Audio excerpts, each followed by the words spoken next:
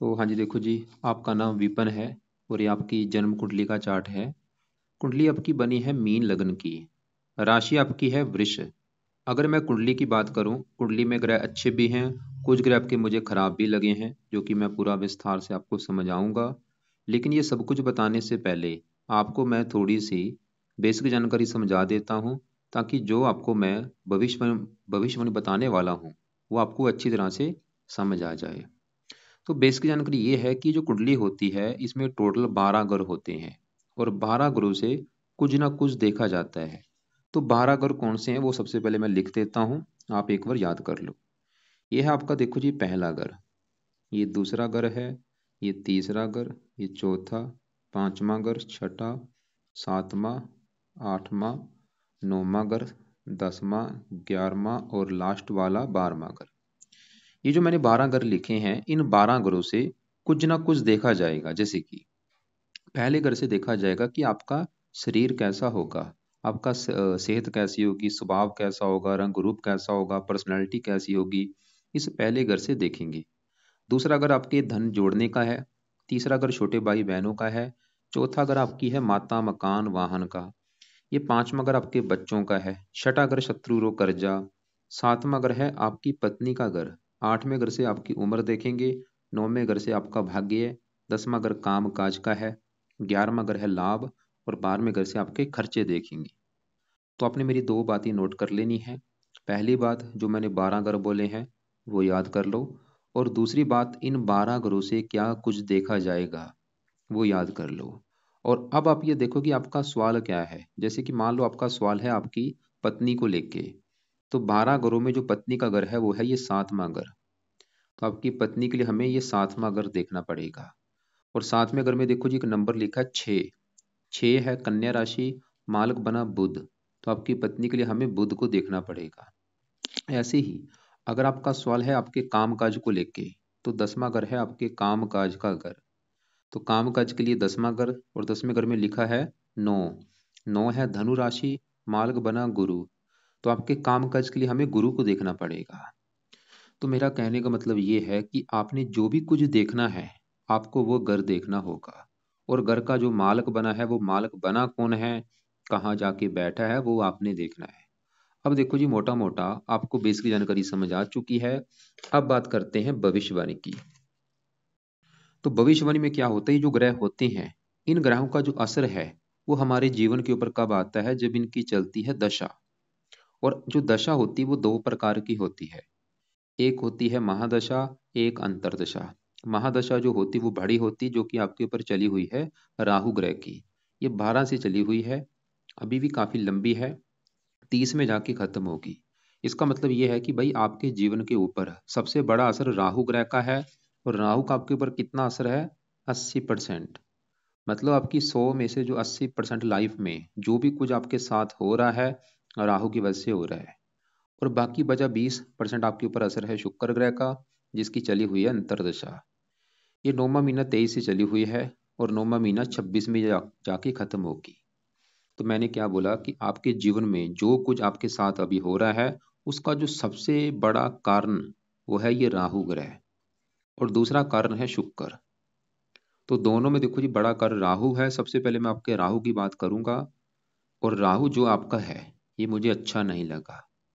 राहु भाई आपको ज्यादा खराब फल देगा। मतलब आप ये समझ लो, जो आपकी राहु की दशा चली हुई है, आपका बुरा समय चल रहा है, आप ये समझ लो। क्योंकि ये आपको ग्रह अच्छे फल नहीं देगा। ऐसा क्यों है, क्यों इतना भाई खराब है, क्यों, क्या बुरे फल देगा। राहु कहाँ बैठा है, कुंडली के 5वें घर में। राहु आपका 5वें घर में बैठा है, और 5वें घर से मैंने बोला था आपके पढ़ाई देखी जाएगी कि आप कितने पढ़े लिखे होंगे। 5वां घर आपकी संतान का भी है, और 5वां घर है बुद्धि का। तो ये चीजें तीसरे 5वें घर से देखेंगे। और 5वें घर में जो राहु है, राहु देखो जी 5वें घर में जहाँ बैठे, ये जो 4 लिखा है, फार्मूला मैंने क्या बोला था कि जो कुछ देखना है आपने उस घर को देखना है और घर का मालिक देखना है। जैसे 5वां घर पढ़ाई, संतान और बुद्धि। तो 5वें घर में 4 लिखा, जो कि कर्क राशि है, मालिक है चंद्रमा। तो इन चीजों के लिए हमें चंद्रमा को भी देखना पड़ेगा। और चंद्रमा के अलावा 5वें घर में राहु है, राहु को भी देखेंगे। दोनों ग्रहों को देख कर डिसाइड होगा आपकी पढ़ाई के बारे में, संतान के बारे में। तो पहले मैं यहाँ पे राहु की बात करता हूँ। तो राहु 5वें घर में जहाँ बैठा है, ये है चंद्रमा का घर, जो कि चंद्रमा राहु का है दुश्मन। आपको मैं एग्जाम्पल समझाता हूँ। मान लो आपका घर है, मैं आपकी बात कर रहा हूँ। आपका जो घर है, उस घर में आपका कोई दुश्मन आ जाए, जिसको आप दुश्मन मानते हैं, वो आपके घर में अगर आ जाएगा, क्या होगा? सिंपल सी बात है, वो दुश्मन आपके घर का नुकसान कर सकता है। घर में सामान तोड़ देगा, टीवी फ्रिज तोड़ देगा। ऐसा ही काम ये राहु करेगा। राहु जहाँ बैठा है पांचवें घर में, घर किसका है? चंद्रमा का। और चंद्रमा राहु का है दुश्मन। तो राहु इस पांचवें घर का कर देगा भाई सत्यानाश। और पांचवा घर किस चीज का है? आपकी संतान का घर है। तो राहु का जो बुरा फल है आपको संतान को लेके मिलेगा। राहु ये दिखा रहा है कि आपको संतान को लेकर कोई दिक्कतें परेशानियां पैदा जरूर होंगी। जैसे कि दिक्कतें क्या होंगी, देखो जी कन्फर्म नहीं, लेकिन आपको मैं थोड़ा सा टिप देता हूँ। जहाँ तो आपकी संतान देरी से होगी, मतलब आपका विवाह हो चुका है, विवाह होने के बाद आपकी संतान ही नहीं होगी, 3-4 साल तक संतान ही ना होना हो, या आपके कन्याएं ज्यादा पैदा होंगी, पुत्र कम होगा, या पुत्र आपके होगा ही नहीं, कन्या जो ज्यादा होंगी, और आपकी ये पत्नी का बार बार गर्भपात भी करा सकता है, और आपकी संतान या ऑपरेशन के द्वारा होगी। मतलब आपको जो राहु है संतान के मामले में दिक्कतें पैदा करेगा। इसके अलावा पांचवा अगर आपकी पढ़ाई का है, ये राहु आपकी पढ़ाई में दिक्कतें पैदा कर देगा। पांचवा अगर बुद्धि का, आपकी बुद्धि को भ्रमित कर देगा। और राहु की 3 दृष्टियां, पांचवी पड़ेगी दृष्टि इस नौवें घर के ऊपर, और नौवें घर से देखा जाता है भाग्य। इस नौवें घर से भाग्य देखा जाता है, धर्म, तीर्थ यात्रा, विदेह यात्रा, पिता का सुख भी देखा जाता है। और नौवें घर में क्या लिखा है? 8, जो कि है वृश्चिक राशि। मतलब राहु पांचवी दृष्टि से नौवें घर को देख रहा है, यहाँ पे है इसकी नीच राशि। तो राहु इस नौवें घर की भी हानि कर रहा है। नौवें घर से भाग्य देखा जाएगा, आपके भाग्य की हानि कर देगा। राहु ये दिखा रहा है कि आपका भाग्य साथ नहीं देगा। नौवें घर से पिता देखा जाएगा, आपकी पिता संबंधी दिक्कतें आएंगी। और राहु पहले घर को भी देखेगा, मीन राशि, शत्रु राशि, थोड़ा सा पहले घर को भी खराब करेगा, हेल्थ भी खराब करता है, पेट का रोग देता है। 11वें घर को, आमदन को लेकर दिक्कतें। तो कुल मिला के भाई कहने का बस मतलब ये है कि आपकी चल रही है राहु की दशा, और वो आपका मुझे अच्छा नहीं लगा, क्योंकि वो एक वैसे भी पापी ग्रह है, दानव ग्रह है। लेकिन आपके लिए एक अच्छी बात क्या है कि वो वृद्ध अवस्था में यहाँ पे बैठा है, वो बुजुर्ग हो चुका है, मतलब वृद्ध होने की वजह से इसके जो भी मैंने बुरे फल आपको बोले हैं, वो बुरे फल आपको मिलेंगे जरूर, लेकिन मिलेंगे कम मात्रा में। लेकिन हमने क्या करना है, इसके बुरे फलों को बिल्कुल कम कर देना है, जीरो कर देना है, कि इसके बुरे फल आपको मिले ही ना, और अच्छे फल इसको लेने हैं। तो क्या करना है, सवाल है कि इसके उपाय क्या है। तो पहला जो उपाय है वो है, आप इसके मंत्र एक बार पूरे करो, जो कि है 18,000। ये संकल्प लेके शनिवार से शुरू करना। संकल्प कैसे लेना आपको मैं वीडियो क्लिप से भेजूंगा, फिर भी मैं थोड़ा सा बता देता हूँ।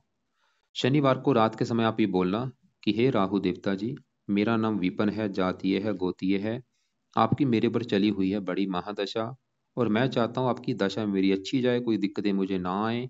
इसलिए आपके मैं मंत्रों की जो संख्या है वो पूरी करने जा रहा हूँ। तो इस प्रकार आप संकल्प लेके मंत्र एक बार पूरे कर लो। चाहे इसमें आपको 11 दिन लग जाए, चाहे 21 दिन लग जाए, चाहे 40 दिन लग जाए, मंत्र आपने पूरे करके छोड़ देनी है। फिर आपने दूसरा, पहले मंत्र पूरे कर लो, मंत्र कर खत्म हो जब आपके हो जाएंगे फिर छोड़ देना, फिर नहीं करने। फिर आपने दूसरा उपाय जो करना है वो है राहु कवच का पाठ। और ये देखो जी पाठ है, इसको रात को की करना है आपने, रोजाना करना है, कम से कम 1-2 पाठ पढ़ना ही पढ़ना है जब तक ये दशा है।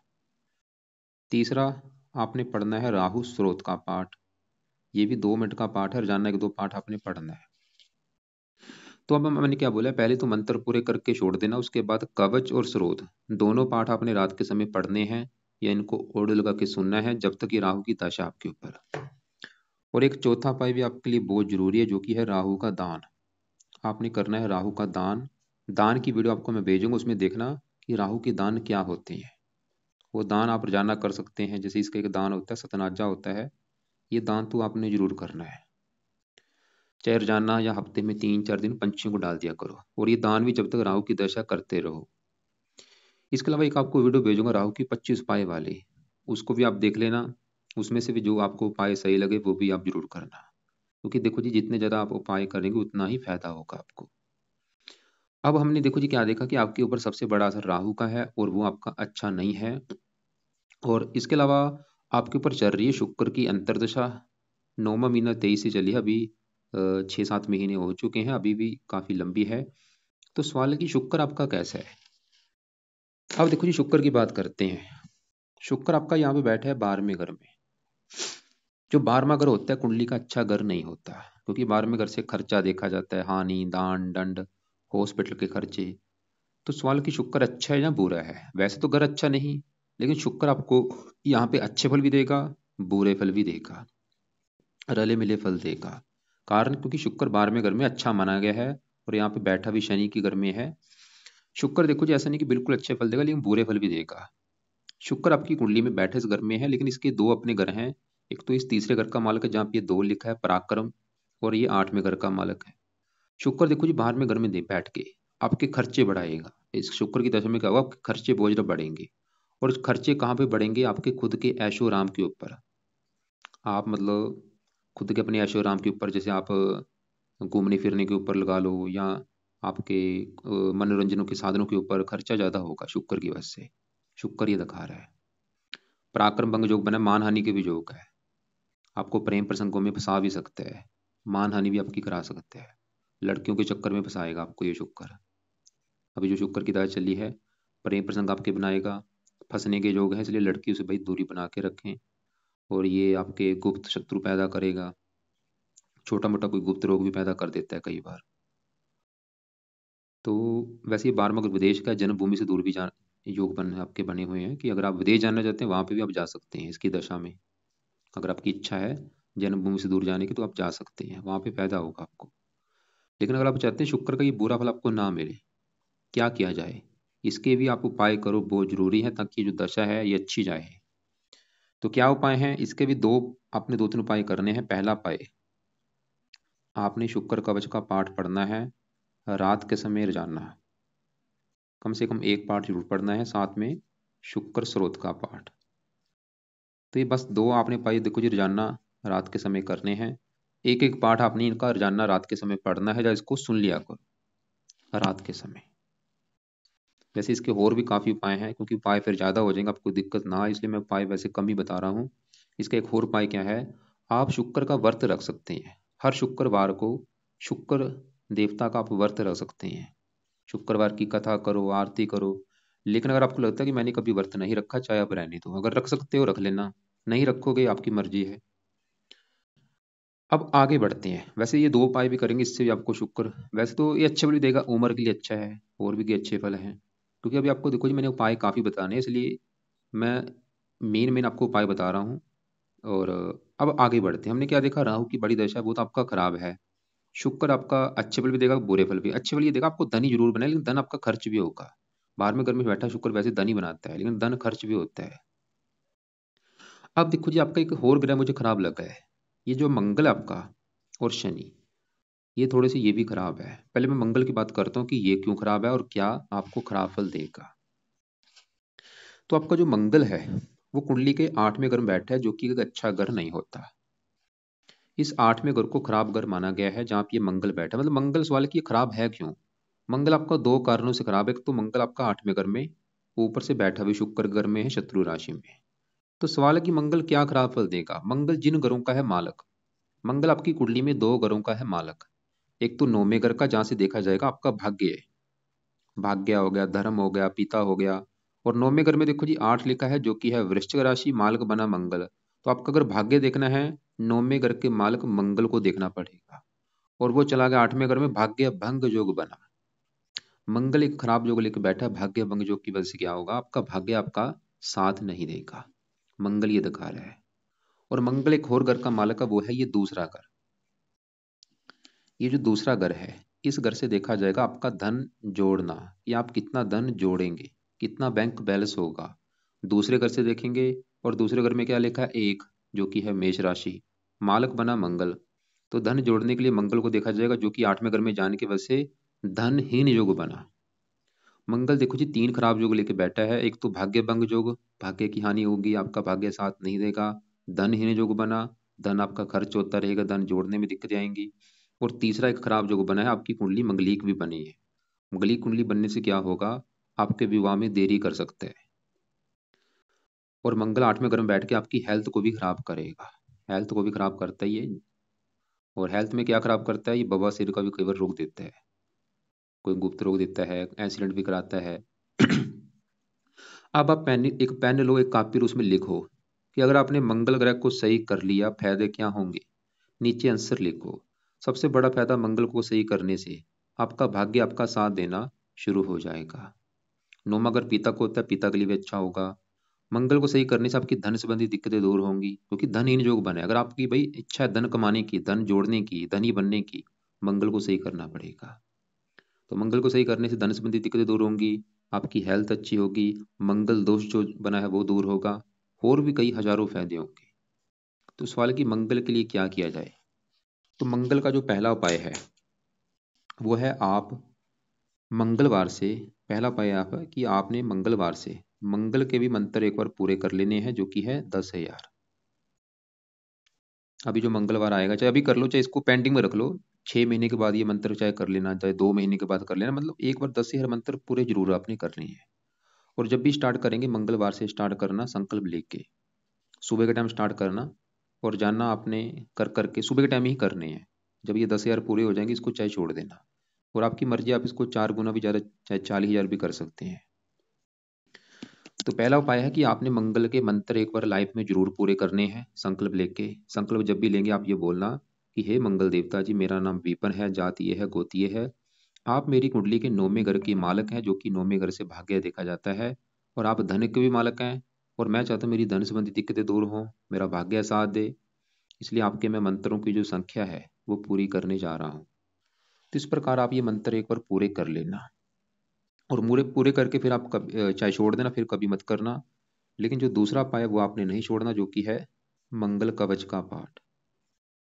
और ये पाठ आपने लाइफ टाइम पढ़ना है, सुबह के टाइम, और जानना 1-2 पाठ पढ़ना है, चाहे एक पाठ ही पढ़ो, पढ़ो जरूर।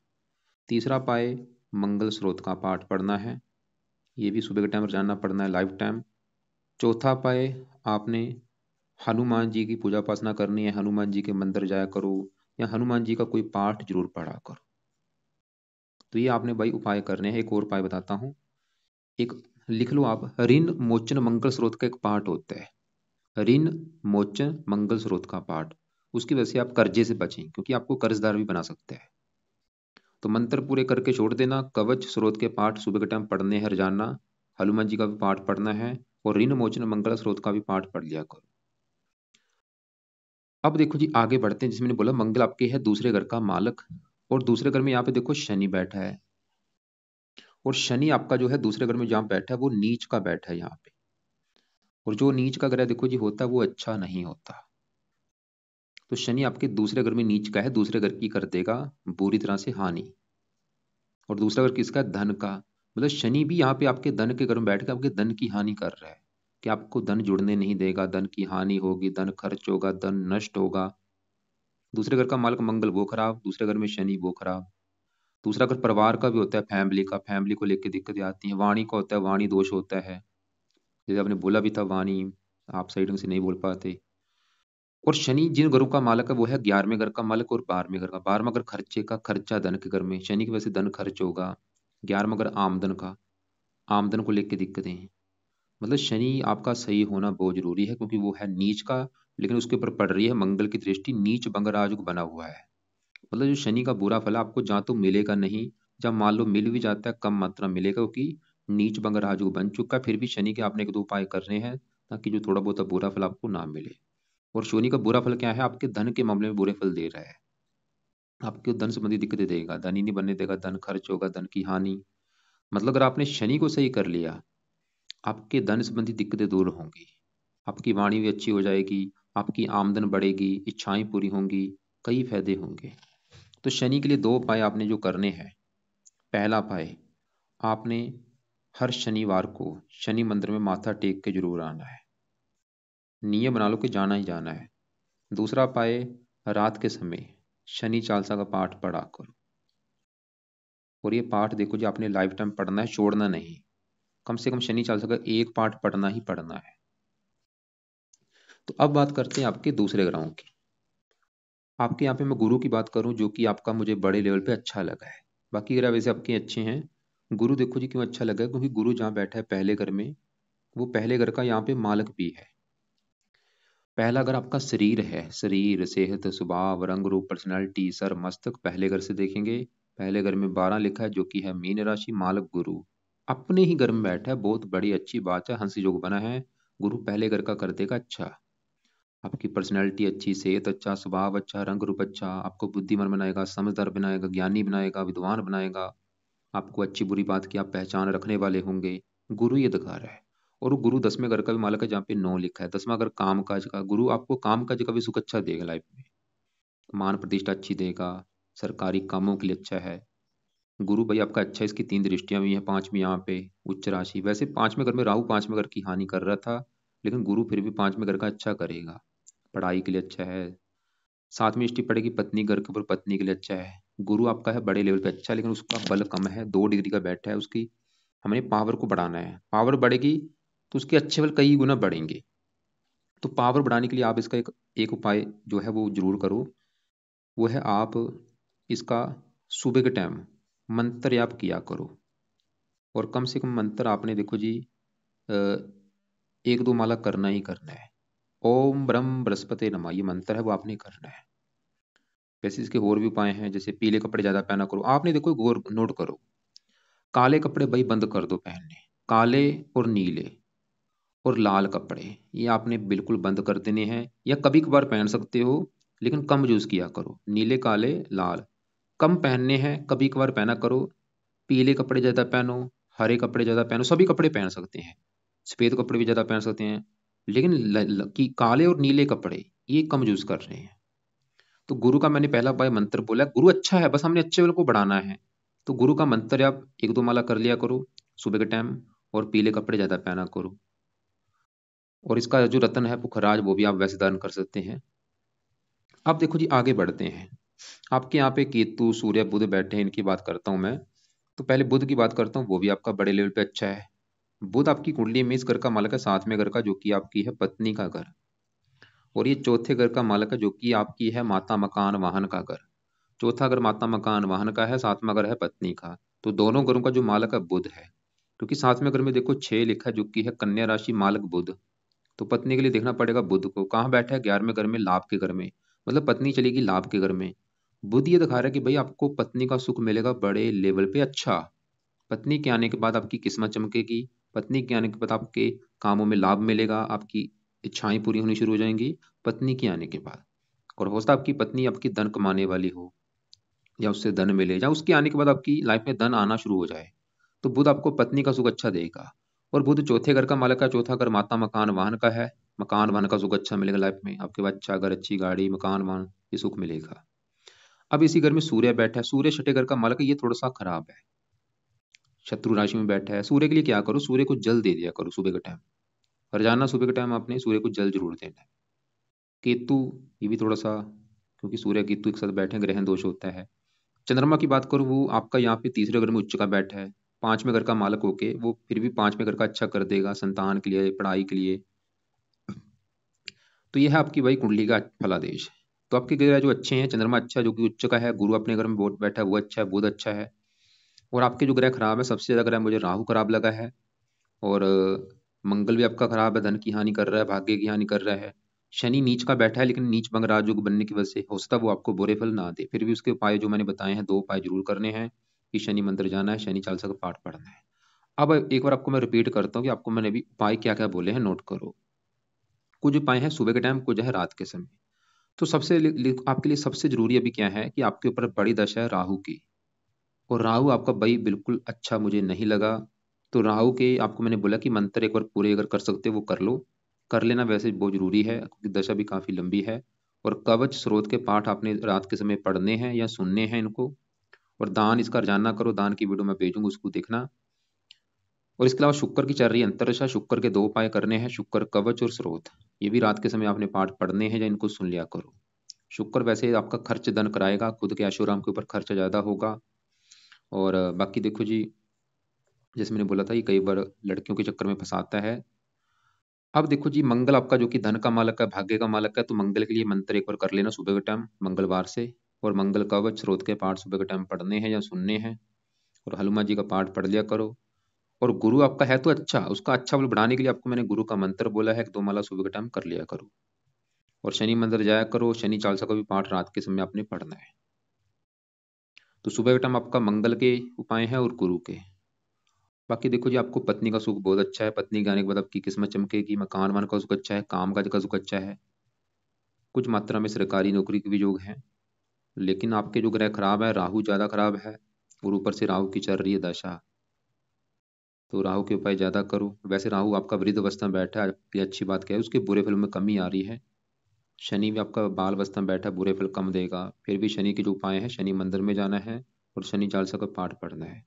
और जब शनि मंदिर में जाएंगे वहाँ पे थोड़ा बहुत कोई शनि का दान भी करके आना है। जैसे तेल का दान कर दिया, काली उड़द की दाल का दान कर दिया। कौवों को रोटी रोजाना डालो, कुत्तों को रोटी डालो। तो बाकी देखो, जब आप ऐसा करना, फिर भी आपके जो सवाल होंगे या आपको मेरी कोई बात समझ ना लगी हो, उनको लिख लेना, कॉल करके मुझे पूछ लेना। कॉल आपने मुझे करनी है कल दोपहर 1 और 2 के बीच में कर लेना, या शाम 6 और 7 के बीच में कर लेना। फालतू में कोई रत्न धारण नहीं करना।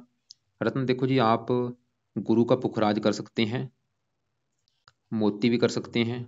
आप देखो जी, रत्न आपको बोलता हूँ, पुखराज और मैंने मोती बोला है, पुखराज आप चाहे बाद में कर लेना, लेकिन मोती एक रत्न जरूर धारण कर लो।